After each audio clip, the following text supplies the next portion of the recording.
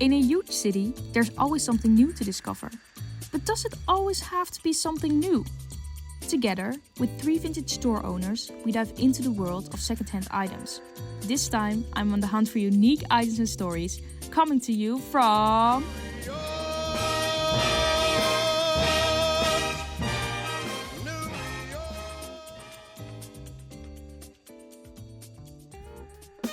My name is Lydia. You can call me Velma because my shop is called Velma Vintage. It was named after my grandmother. So my store has a lot going on. I also rent for wardrobes for all sorts of things, music videos, photo shoots. I open the shop for customers on the weekends, 12 to 6. And I also occasionally have parties during the month where lots of fun things happen. You might see a little trapeze performance, you might hear some music, and doing just fun things. There's so many interesting items that come across, and you know, one of the more expensive things I've ever sold was a Gucci Persian lamb full-length coat. Currently, one of the more expensive things I have right now, it's like a Michael Jackson Thriller jacket. And so this is like just one of the great pieces I have right now. It's just like the chain shoulders, the zippers, it's just everything you want in vintage. One of the things that I'm finding sort of missing lately with like new generation is this attachment to style that nobody seems to have. And occasionally people walk in and they try something on that looks fabulous on them and they just look at me and they're like, but it's not my style, and they're so sorry. And I'm like, no, that's great, because you should know your style. But then you just see like these other people walk in and they walk in, they see my fun stuff and they're just lost. And because all it is just this TikTok feed. Walk in and they look at this store and they see all of this clothes and absolutely none of it resonates with them as a human being, because it's just they didn't see it on TikTok that everybody else is wearing. It's just this lack of knowing who you are and just lack of resonating with how you want to project yourself into this world. When you're in retail, you are basically like, you're the daytime bartender, and people just show up with their problems and they start unloading to you, and you're just like, whoa, okay. And yeah, there's literally no shortage of wonderful things that happen in New York when you own a retail business. You can say you really love it. I really do.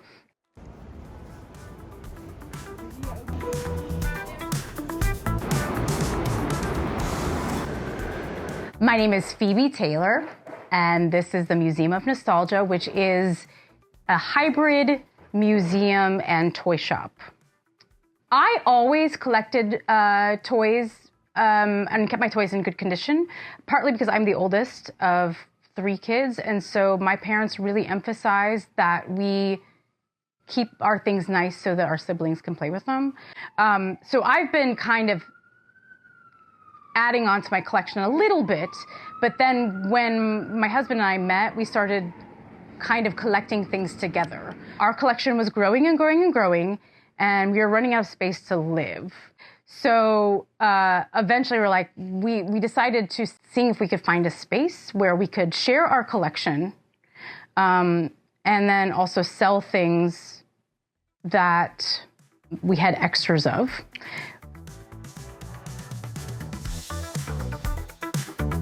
A little bit more than a quarter of our store that we have set aside for a museum room. Originally, I actually wanted to open just a museum. However, in New York, that's very, very difficult. There are a lot of rules and regulations. So we kind of came up with this idea, if we could have a museum, but then also have stuff to sell that could help pay for us having a museum room, which is our main goal because we love museums so much. This is about 5% of our collection.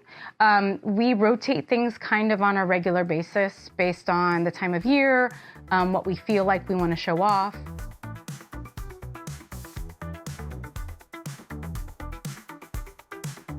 Well, one of the rarest things we've had was a Voltron robot from 1981, and we had one complete, still in the original box. It was $950. And the day that somebody got that, I just feel so guilty when they're putting that card into the slot. It, I don't know. I'm like, oh, I can't believe they're doing this. But, you know, then that person walking out, hugging the toy, makes it worthwhile.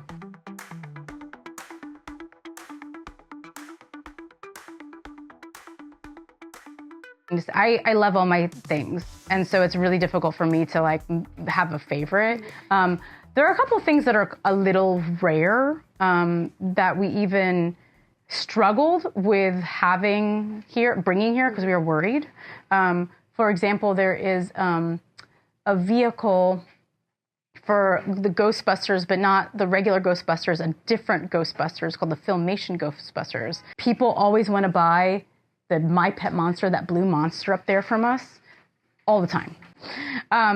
So it's really hard to say. Like, it's hard to pick a favorite. Sometimes I still go on auction websites and like buy big lots of things. Though it's always fun for me because I'm still hunting for myself for my own collection. So I'm still always looking. And then if there's something extra that I don't necessarily need, I just bring it to the store.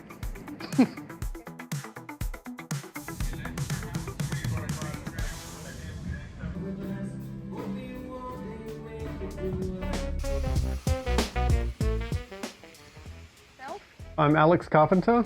I'm one of the co-managers of East Village Vintage Collective. This is a vintage retail store. We specialize mainly in clothing. We also have toys and tchotchkes, records, and you know, we have some locally designed greeting cards, some handmade earrings, and other accessories that they're just things we like. They're not necessarily vintage, but are definitely vintage inspired. I mean, we're both artists ourselves, so we love having local art represented here too. We love to curate the collection ourselves, so we love whenever possible to get out and select what we're selling in the store. And I will say my partner Megan, who owns the store, she's the real talent behind that. You know, I'll pick out a piece here and there, but she has the real eye. So, you know, we go out and select as much directly as we can. And so, yeah, we have some good consigners as well. One of our focuses is to keep things affordable and to keep things moving. So if you step into this store once and then step into it a week later, you're going to see a whole new group of pieces. There's a few things that stand out just currently, and that would be just right now we have all this really cool 60s and 70s dead stock, which I just think is really cute, and it's also unworn. It's like you're just pulling it off the shelf back then, you know. I can see Megan just put out something we've had in our collection for a while, which is a viewfinder. And it's something I'd never seen until we came across this. It's sort of an early audio-visual home system kind of thing. So yeah, we found that once when we were out thrifting. So the owner of this store is my partner in business, but also my life partner, Megan Hayward.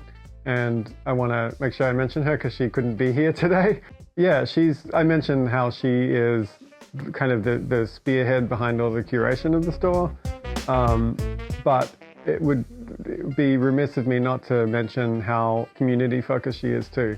She kind of started this project of the East Village Vintage Map. Yeah, it's a map basically of all the vintage clothing stores in this neighborhood.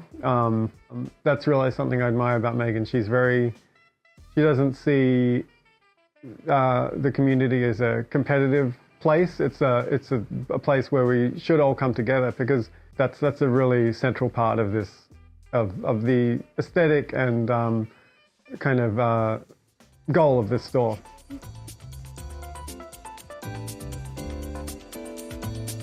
Here ends our journey through the coolest secondhand shops in New York. Whether you're looking for something special or aiming to shop more sustainably, this way of shopping is always full of surprises and unique stories. Oh, die is best wel leuk. Die is echt heel leuk. En daar is er nog één.